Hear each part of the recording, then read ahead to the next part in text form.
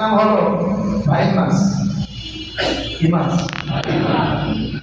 বাইশ মাসের মূল জায়গা বাড়িঘর স্থান হলো কাদার নিচে। কোথায়? কাদার নিচে বাইশ মাসের স্থান। সে পানিতে খুব কমই থাকে, কাদার মধ্যে বেশি থাকে। বাইশ মাসকে যখন কাদা থেকে উঠাইবেন, দেখবেন কাদা তার শরীরে একটু ফোটাও লাগে না। এই কথা ঠিক না? ছিল কাদা, কিন্তু কাদা তার গায়ে লাগে সে ওইভাবেই চলে। আমাদেরকে যদি দুনিয়া থেকে সফলতা অর্জন করতে হয়, দুনিয়ার মধ্যে গুনাহ থাকবেই, আর গুনাহ দিয়েই তো নেক এবং বদ দিয়েই তো আমাদেরকে আল্লাহ দুনিয়াতে পাঠিয়েছেন। সূরা শামসে গত জুমাতে আলোচনা শুনেছিলাম, ওয়ানাফসি ওয়া মা সাওয়াহা ফাআলহামাহা ফুজুরাহা ওয়া তাকওয়াহা, যে মানুষের কসম যিনি তাদেরকে সুষম করেছেন এবং মানুষকে গুনাহ করার ক্ষমতাও দিয়েছেন, নেক কাজ করার ক্ষমতাও দিয়েছেন। দুইটা দেওয়ার কারণ হলো মানুষ পরীক্ষার্থী। আমরা কি সবার বলেন না? আমরা কি পরীক্ষার্থী? জগতের সমস্ত মাখলুক হলো সবাই ডিউটি কর্মওয়ালা, মানুষের খাদেম। আর মানুষকে আল্লাহ পাক পরীক্ষার্থী বানিয়েছেন। মানুষ পরীক্ষা দিচ্ছে। এই জন্য অন্য মাখলুক তারা চাইলেও গুনাহ করতে পারে না, গুনাহ করার কোনো অধিকারই দেওয়া হয় না। বরং 24 ঘন্টা তারা আল্লাহ পাকের নিয়ামতে এবং আল্লাহ পাকের জিকির আজকারে ইবাদতে মশগুল আছে সব সময়। ইউসাববিহুনা আল-লাইলা ওয়ান-নাহারা লা ইয়াফতুরুন, দিনের 24 ঘন্টাই তারা আল্লাহ পাকের তাসবিহ পাঠ করে ইবাদত করে, এক মুহূর্তেও তারা ক্লান্ত হয় না, বন্ধ করে না ইবাদত। তাদের কোনো গুনাহ করার ক্ষমতাই নাই। কারণ হলে তাদেরকে তো আল্লাহ পাক পরীক্ষা নিচ্ছেন না। পরীক্ষা আল্লাহ পাক একটা জাতিকেই নিচ্ছেন, ওই জাতির নাম হলো মানুষ। এই জন্য একমাত্র গুনাহ করলে মানুষই করে। গুনাহ করলে কারা করে? মানুষকে এই ক্ষমতা দেওয়া হয়েছে। ফেরেশতারা কখনো গুনাহ করতে চাইলে পারে না, গুনাহ করার কোনো মানসিকতাই নেই। সেই ক্ষমতা আল্লাহ পাক তাদেরকে দেন নাই। মানুষকে আল্লাহ পাক গুনাহ করার ক্ষমতা দিয়েছেন। ফেরেশতা গুনাহ করে না, এরপরেও সে আশরাফুল মাখলুকাত, সর্বোৎকৃষ্ট শ্রেষ্ঠ জাতি হইতে পারে না। মানুষকে আল্লাহ পাক গুনাহ করার ক্ষমতা দিয়েছেন, এরপরেও আল্লাহ পাক মানুষকে আশরাফুল মাখলুকাত, শ্রেষ্ঠ জাতি ঘোষণা দিয়েছেন। শ্রেষ্ঠ মাখলুক ঘোষণা দিয়েছেন। মুহতারাম হাজিরিন, গুনাহ করবে, আবার গুনাহ থেকে ফিরে আসার জন্য তওবা করতে হবে, তাহলে আশরাফুল মাখলুকাতের মধ্যে থাকা যাবে। তো মূল কথা ছিল, আল্লাহ পাক আমাকে আপনাকে দুনিয়ার জগতে পাঠিয়েছেন। কেউ জান্নাত কামাইতেছে, কেউ জাহান্নাম কামাইতেছে। কেউ ইচ্ছা করে কামাইতেছে, কেউ অনিচ্ছাকৃতভাবে কামাইতেছে। তবে ইচ্ছাকৃতভাবে কামানোর লোকটাই বেশি। আমরা হাতে ধরে ধরে ইচ্ছা করে করে জাহান্নাম কামাইতেছি, জানতেছি এটা গুনাহ, জানতেছি এটা করলে আল্লাহ সন্তুষ্ট হয়, কিন্তু এরপরেও গুনাহের প্রতি লিপ্ত হয়ে যাচ্ছে। তো মুহতারাম হাজিরিন, আল্লাহ পাক রব্বুল আলামিনকে যদি দুনিয়াতে আপনি আর আমি খুশি করে যাইতে পারি, তাহলে আল্লাহ পাক আমাকে আপনাকে সর্বোৎকৃষ্ট জায়গা, যেখানের কথা আল্লাহ ঘোষণা করেছেন, ওই জায়গাতে আল্লাহ পাক পাঠিয়ে দেবেন। ওই জায়গার নাম কি? ওই জায়গার নাম কি? তো পরীক্ষায় উত্তীর্ণ হতে হবে। আপনি কোথাও সরকারি চাকরি করবেন, আপনার রেজাল্ট ভালো হইতে হবে, সার্টিফিকেট থাকতে হবে। আল্লাহ পাক আমাদেরকে জান্নাতে পাঠাবেন। জান্নাতে যাওয়ার জন্য আমাদের সার্টিফিকেট থাকতে হবে। জান্নাতে যাওয়ার জন্য আমাদের মালসামানা থাকতে হবে। কিয়ামতের ময়দানে ডান হাতে আমলনামা দিবেন, যারা জান্নাতি হবেন কিয়ামতের ময়দানে তাদেরকে আল্লাহ পাক জান্নাতের ফয়সালা করবেন। আর যাদের হাতে বাম হাতে আমলনামা দিবে তাদের ব্যাপারে জাহান্নামের ফয়সালা হবে। এজন্য দুনিয়া, লোভ, লালসা এগুলো থেকে বেঁচে থাকা চাই। আল্লাহ পাক তো আমাদেরকে বিভিন্ন ভাবে পরীক্ষা নিচ্ছেন, অনেক ভাবে অনেক পরীক্ষা নিচ্ছেন। এর মধ্যে এক রকমের পরীক্ষা وَلَنَبْلُوَنَّكُمْ بِشَيْءٍ مِّنَ الْخَوْفِ وَالْجُوعِ وَنَقْصٍ مِّنَ الْأَمْوَالِ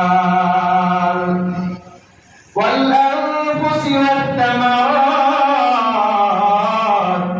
وَبَشِّرِ الصَّابِرِينَ। আল্লাহ পাক বলেন, যারা আমি আল্লাহ তাদেরকে পরীক্ষা দান করব। এক নাম্বার হলো খোদা, খোদা দিয়া আল্লাহ পাক তোমাদেরকে আমাদেরকে আল্লাহ পরীক্ষা নেবেন। আল্লাহ পাক রব্বুল আলামিন ভয় দিয়ে আমাদেরকে পরীক্ষা আল্লাহ পাক রব্বুল আলামিন দান করবেন। ওয়া নাকসিম মিনাল আমওয়াল, আল্লাহ পাক মাল ধ্বংস করে, ব্যবসা ধ্বংস করে, চাকরি ধ্বংস করে আল্লাহ পাক রব্বুল আলামিন আমাদেরকে পরীক্ষা দান করবেন। ওয়াল আনফুসি ওয়াত তামারাত, আল্লাহ পাক ব্যক্তিগতভাবে রোগ শক্তি আর বিভিন্ন ভাবে পরীক্ষা নেবেন, অথবা ফসল আদির মাধ্যমে আল্লাহ পাক ধ্বংস করে উঠে নিয়ে পরীক্ষা নেবে। এর মধ্যে যারা ধৈর্য ধারণ করতে পারে আল্লাহ পাক বলেন তাদের জন্য জান্নাতের সুসংবাদ। এই আল্লাহ পাকের বান্দা, আল্লাহ পাক আমাকে আপনাকে মাল দিয়েছে, ধন দিয়েছে, টাকা দিয়েছে, ইজ্জত দিয়েছে, সম্মান দিয়েছে, এগুলো সব হলো পরীক্ষা। আল্লাহ পাক পরীক্ষা নেওয়ার জন্য দুনিয়াতে পাঠাইছেন। এই আল্লাহ পাকের বান্দা বাড়ি গাড়ি, টাকা পয়সা, সন্তান সন্ততি, ইজ্জত সম্মান এইগুলো দুনিয়াতেই হয়তো কাজে আসবে, হাসরের ময়দানে আমার আপনাদের কোনো কাজে আসবে না, কবরে মিজানে পৌঁছাতে আমার আপনাদের কোনো কাজে আসবে না। এই জন্য দুনিয়ার আমল দুনিয়ার মধ্যে থেকে যদি আখিরাতের সামান তৈরি করে যেতে পারি, আমার আপনার মৃত্যুর পর থেকে জান্নাতের আরামায়েশ শুরু হয়ে যাবে। জান্নাত আর শান্তিটা আমরা ভোগ করতে পারবো যদি নেককার হয়ে যেতে পারি, মৃত্যু থেকেই শুরু হবে। এই আল্লাহ পাকের বান্দা, দুনিয়ার লোভ লালসা বড় ভয়ঙ্কর, দুনিয়ার ভালোবাসা বড় খারাপ, দুনিয়ার ভালোবাসা আমাদেরকে ধ্বংস করে দেয়, দুনিয়ার মহাব্বত মায়া আমাদেরকে ধ্বংস করে দেয়, দুনিয়ার লোভ লালসা আমাদেরকে ধ্বংস করে দেয়। মুসলমান, একটু ভালো করে খেয়াল করেন, দুনিয়াদার কাকে বলা হয়?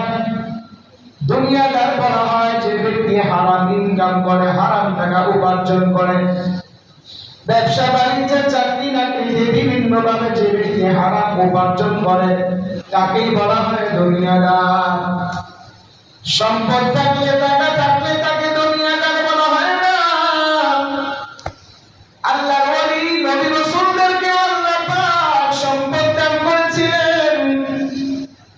হযরত সুলাইমান পয়গম্বর আলাইহিস সালাতু ওয়াস সালাম আল্লাহ পাক তাকে বাদশা বানিয়েছিলেন। কেমন বাদশা বানাইছে, শুধু তার রাজত্ব দুনিয়াতেই চলে না, আসমানেও চলে। সুবহানাল্লাহ বলেন না? তার রাজত্ব শুধু দুনিয়ায় চলে না, জিনের সাথেও তার রাজত্ব চলে, বাতাসের সাথে তার রাজত্ব চলে, বৃষ্টির সাথে তার রাজত্ব চলে, পোকামাকড়, জিন জানোয়ারের সাথে তার রাজত্ব চলে। এই আল্লাহ পাকের বান্দা এমন রাজত্ব পৃথিবীর ইতিহাসে কেউ করতে পারে নাই।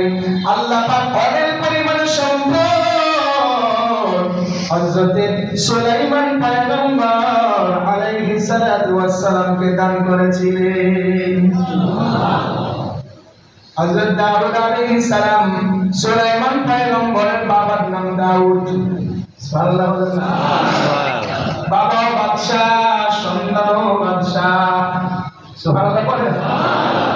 দুইজনেই নবী, কিন্তু দুনিয়া দুনিয়াদার সম্পদ আছে এরপরে দুনিয়াদার হয়ে নাই, তাহলে বোঝা গেল সম্পদ থাকলে দুনিয়াদার হয় না, বরং অন্যায় অনাচার ব্যভিচার মাধ্যমে যদি দুনিয়ার আপনি কামান তাকেই দুনিয়াদার বলা হয়। এই জন্য দুনিয়ার লোভ লালসা মায়া মহাব্বত অন্তরে জায়গা দিবেন, আপনি দুনিয়াদার অটোমেটিকলি হয়ে যাবেন। এই জন্য আমার ইনকাম, আমার টাকা, আমার সম্পদ, আমার উপার্জন, আমার রিজিক হালাল হওয়া চাই। হালাল যদি না হয়, হারাম যদি হয়, এক নাম্বার আপনি তো দুনিয়ার মায়া দুনিয়ার মহাব্বতে পড়ে গেছেন। আল্লাহ পাক রব্বুল আলামিন কোরআনে কারীমের মধ্যে দুনিয়ার ব্যাপারে ঘোষণা করেছেন। আল্লাহ তাআলা বলেন, আল্লাহ পাক রব্বুল আলামিন কোরআনে বলেন, কুল্লু নাফসিন দাইকাতুল মাউত ওয়া ইন্নামা তুওয়াফাউনা উজুরাকুম ইয়াওমাল কিয়ামাতি ফামান যুহজিহা আনিন নার ওয়া উদখিলাল জান্নাতা ফাকাদ ফাজ ওয়া মাল হায়াতুদ দুনিয়া